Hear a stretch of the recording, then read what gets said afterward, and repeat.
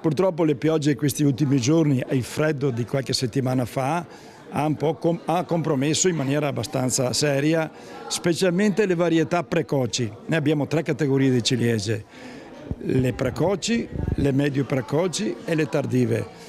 Sulle precoci una grande parte è stata rovinata dalla pioggia e dal freddo. Il maltempo non dà tregua, ma i coltivatori sperano di recuperare nelle prossime settimane, naturalmente condizioni meteo permettendo.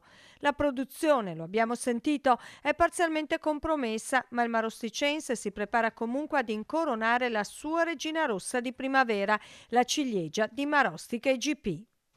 Degustazioni, animazioni, passeggiate, spettacoli e le mostre mercato. Noi saremo presenti a Pianese sabato prossimo con una rassegna di cassettine di ciliegie, di quelle che abbiamo, con la speranza che domani e venerdì e sabato il tempo ce lo consenta di raccogliere questa quantità di prodotto sia pur limitato.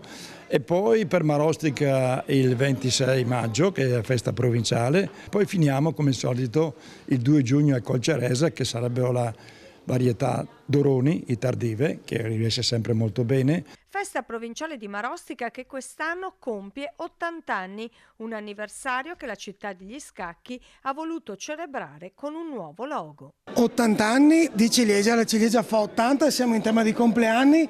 Cosa meglio della ciliegia per fare questo 80esimo con la rotondità della ciliegia e l'80esimo della regina, fatto con la regina, la corona della regina, perché la ciliegia è la regina rossa di Marostica.